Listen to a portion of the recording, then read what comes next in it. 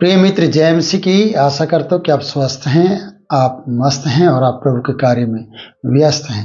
प्रियो, हम उत्पत्ति की किताब में हैं और उत्पत्ति की किताब के हम 4 पद को देखने वाले हैं। 4 और 5 से आगे बढ़ेंगे और पिछली वीडियो का लिंक मैंने इसकी डिस्क्रिप्शन में दिया है, आप देख लें और पिछली वीडियो को भी देखें, क्योंकि अब्राहम के परीक्षा में पढ़ने के बारे में उसका वर्णन मिलता है कि परमेश्वर ने उसको ये कहकर उसकी परीक्षा की और ये कहा कि अपने पुत्र को, अर्थात इकलौते पुत्र इसहाक को, जिससे तू प्रेम करता है, उसे मेरे लिए होम बलि करके मोरिया पहाड़ पर बलिदान कर दे या होम बलि कर दे। तो प्रिय, यहाँ पर अब्राहम के उस प्रेम को इसहाक के साथ नहीं बल्कि परमेश्वर के साथ देखा जाता है।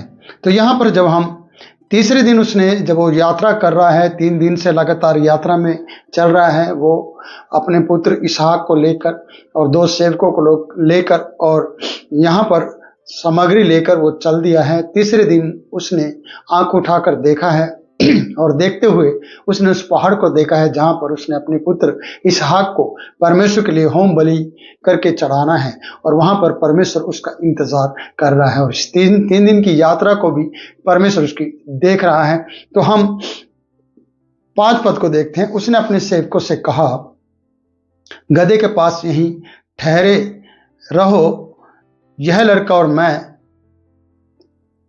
वहां तक जाकर दंडवत करके फिर तुम्हारे पास लौट आएंगे। प्रियो, अब्राहम ने ये बात बहुवचन में कहा है, हम लौट आएंगे तुम्हारे पास, तुम यहीं ठहरे रहो। और इसहाक वापस आएगा या नहीं आएगा, लेकिन वो मन में जानता है कि मुझे इसहाक को बलिदान चढ़ाना है, होम बलि करना है परमेश्वर के लिए। पर यहाँ पर उसकी बातों से ऐसा झलकता है कि हम वापस लौट आएंगे और यहाँ पर पहले से ही परमेश्वर उसके द्वारा ये भविष्यवाणी करवा रहा है, उसकी बातों से झलक रहा है कि ये बलिदान करके या होम बलि करके वापस लौट आएंगे। क्योंकि 5 पद बता रहा है, उसने कहा है, अपने सेवकों से कहा इस प्रकार से कि गधे के पास यहीं ठहरे रहो। और दूसरी बात ये देखा जाता है कि इसहाक नहीं जानते कि वो बलिदान का मेमना मैं हूं, मेरा पिता मुझे बलिदान होम बलि करेगा, वो नहीं जानता है। तो इसलिए वो सोचता होगा कि 2 सेवक हो सकता है मोरिया पहाड़ पर पहले से सारा इंतजाम करके बैठे होंगे, होम बलि चढ़ाने के लिए जो मेमना है उसका प्रबंध पहले से किया गया होगा। हो सकता है ऐसे विचार इसहाक के मन में आ रहे हों। इसलिए यहाँ पर जब हम देखते कि ये बहुवचन में कहा कि हम दोनों, ये लड़का और मैं वापस लौट आएंगे, तो मुझे लगता है कि कहीं ना कहीं परमेश्वर इसके बातों से ये बता रहा है कि मैं होम बलि नहीं लूंगा, बल्कि तेरे बेटे को छोड़ दूंगा और तुझे फिर से सौंप दूंगा। क्योंकि परमेश्वर के जो वायदे हैं, जो परमेश्वर ने इसके साथ वाचा बांधी है, वो वाचा ये है कि इसहाक ही के द्वारा तेरे वंश को मैं अत्यंत बढ़ाऊंगा, अनगिनत कर दूंगा। तो परमेश्वर कैसे उसे होम बलि करके ले सकता है? फिर भी ये अपना परमेश्वर का प्रेम को जानते हुए या परमेश्वर की आज्ञा को मानते हुए इसे बलिदान करने के लिए ले चला है और 3 दिन की यात्रा इसने पूरी की है और तीसरे दिन आंखें उठाकर उस पहाड़ को इसने देखा है। तो प्रियो, यहाँ पर 6 पद में हम आ जाते हैं और 6 पद हमें यह बता रहा है, तब अब्राहम ने होम बलि की लकड़ी ले अपने पुत्र इसहाक पर लाद दी। उस मेमने पर लाद दी जिसको वो होम बलि करके चढ़ाने वाला था। लकड़ी ली और अपने पुत्र इसहाक पर उसने लाद दी। और लकड़ी भी थोड़ी नहीं होगी प्रियो, वो लकड़ियां ज्यादा होंगी जो उसके सिर पर रखी गई हैं। और आग और छुरी को अपने हाथ में लिया और वो दोनों एक साथ साथ चल दिए। आग और छुरी और लकड़ी और होम बलि के लिए पुत्र उसने साथ ले लिया है। इसहाक नहीं जानता है कि वो होम बलि के लिए मेमना कहाँ है और वो उसका पिता अब्राहम इस बात को जानता है। इसलिए 7 पद बता रहा है, इसहाक ने अपने पिता अब्राहम से कहा, हे पिता। उसने कहा, हे मेरे पुत्र, क्या बात है, क्या सवाल है, क्यों पूछता है?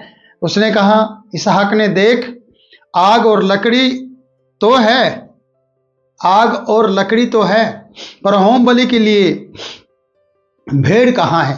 सवाल है प्रियो इसहाक का अपने पिता से कि होम बलि के लिए भेड़ कहाँ पर है। अब्राहम ने कहा, हे मेरे पुत्र, परमेश्वर होम बलि की भेड़ का उपाय आप ही करेगा। और वो दोनों संग संग चल दिए। यहाँ पर एक दुविधा है इसहाक के लिए, और जब उसने कहा कि परमेश्वर होम बलि के लिए भेड़ का अपने आप उपाय करेगा, और मन में जब सवाल उठ रहे होंगे अब्राहम के कि मेरे पुत्र, वो तू है जिसे मैं होम बलि करके चढ़ा रहा हूं। आज मुझे तुझसे ज्यादा प्रेम अपने परमेश्वर से है, क्योंकि मुझे अपनी परमेश्वर की आज्ञा को मानना है और तुझे होम बलि करके बलिदान करना है, यह चढ़ाना है। तो वो अपने पुत्र को बता नहीं रहा है। आग है, लकड़ियां हैं, और वहां पर होम बलि के लिए मेमना दिखाई नहीं दे रहा है। इसलिए इसहाक का सवाल था कि सब कुछ तो पूर्ण है, पर अभी भी कुछ अधूरा है। अधूरा क्या है कि भेड़ कहाँ है, वो होम बलि के लिए मेमना कहाँ है, वो बकरी कहाँ पे है जिसको होम बलि करके चढ़ाना है। तो प्रियो, अब्राहम अच्छी तरह से जानता था, और अब्राहम का यहाँ पर परमेश्वर के प्रति प्रेम को देखा जाता है कि वो किस तरीके से अपने पुत्र से बात कर रहा है, किस तरीके से वो उस बात को छुपाते हुए बात कर रहा है कि पुत्र चिंता ना कर, परमेश्वर उस भेड़ का उपाय आप ही करेगा। प्रियो, आगे हम बढ़ते हैं। अब्राहम ने कहा, हे मेरे पुत्र, होम बलि के लिए भेड़ का उपाय परमेश्वर आप ही करेगा। और वो दोनों संग संग चल दिए हैं। अब्राहम के अंदर ना जाने कितने सवाल उत्पन्न हो रहे होंगे, कितनी वो चिंता और टेंशन में होगा। अगर आप उसकी जगह होते, हम उसकी जगह होते, तो प्रियो, हम शायद अपने ही पुत्र को ये बात कहते कि परमेश्वर ने तुझे दिया था और आज मैं तुझे परमेश्वर को देने जा रहा हूं, क्या तू तैयार है? हो सकता है पुत्र ये बात सुनते ही वहां से भागने की कोशिश करता, पर वो अपने मन में इस बात को रख रहा है। वहां पर कोई चिल्लाहट नहीं देखी जा रही है, वहां पर कोई ऐसी बात नहीं देखी जा रही कि वो इस बात का इनकार करेगा। क्योंकि जब परमेश्वर के लिए मेमने को बलिदान किया जाता है, उसकी चिल्लाहट नहीं सुनाई देती है। कारण एक ही है कि उसे अपना समर्पण देना होता है। किसके लिए? परमेश्वर के लिए। तो यहाँ पर इस बात को हम पढ़ रहे हैं 9 पद को, जब वे उस स्थान को पहुंचे जिसे परमेश्वर ने उसको बताया था, तब अब्राहम ने वहां वेदी बनाकर लकड़ी को चुन चुन कर रखा। उस वक्त लकड़ी को चुन चुन कर अब्राहम रख रहा है। हो सकता है इसहाक भी चुन चुन कर लकड़ी के ऊपर, लकड़ी वेदी के ऊपर रख रहा है। क्या चुन चुन कर? उसे मालूम नहीं है, उसे जरा सी भी भनक नहीं पड़ी है कि आगे क्या होने वाला है। तो प्रियो, भेड़ का उपाय परमेश्वर खुद करेगा, ये बात अब्राहम के मुंह से निकली है, और उसने सही जवाब से ना देकर ये कहा है, बेटे परमेश्वर भेड़ का उपाय खुद करेगा। फिर बात आता है कि वो संग संग चलते हैं, और जब संग संग चलते हैं तो उनके जो विचार है, उनका जो मन है परमेश्वर की ओर लगा हुआ है, और इसहाक का पिता पे है और अब्राहम का परमेश्वर पर है। इसहाक को बताया नहीं गया है, पर उपाय के लिए बताया कि परमेश्वर खुद ऐसा करेगा।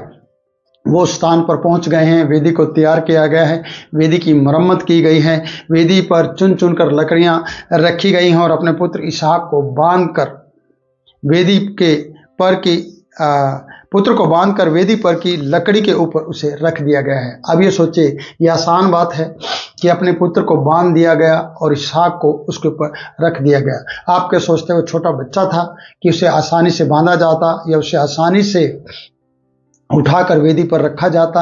वेदी कम से कम 3 फुट ऊंची तो होगी जहां पर उसको रखा होगा प्रियो, और उसे उठाना आसान बात नहीं थी।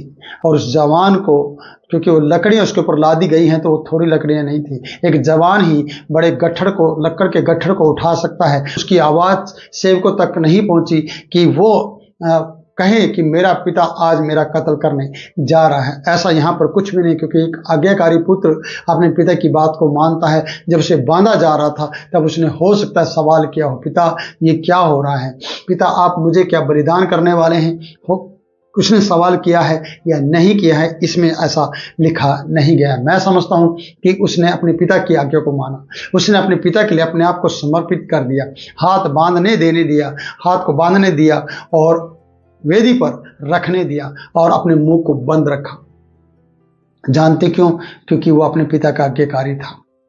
और अब्राहम परमेश्वर का आज्ञाकारी था और परमेश्वर इस काम को भली भांति देख रहा था। जब परमेश्वर आपके इस समर्पण के कार्य को और होम बलि के कार्य को देखता है ना, तो प्रियो परमेश्वर आपसे दूर नहीं है, वो आपके नजदीक है। एक सेकंड भी, एक तनिक भी वो देरी नहीं करेगा कि वो आपसे दूर हो जाए और आपसे कुछ अनर्थ हो जाए। वो आपके साथ हमेशा खड़ा रहेगा। इसलिए हम यहाँ पर देखते हैं कि उसे वेदी पर रख दिया गया है और वो चुपचाप है, वो जरा से भी चिल्लाया नहीं है। यही है कि इंसान का जब वो दुख में हो, कष्ट में हो, और जब उसको परमेश्वर के लिए बलिदान होना पड़े, जब परमेश्वर के कार्य के लिए उसे समर्पण करना पड़े और मरना पड़े, तो फिर वो चिल्लाएगा नहीं और परमेश्वर पर किसी भी प्रकार का वो दोष नहीं देगा, परमेश्वर को दोषी नहीं ठहराएगा, बल्कि खुशी खुशी अपने प्राण परमेश्वर के काम के लिए वो दे देगा।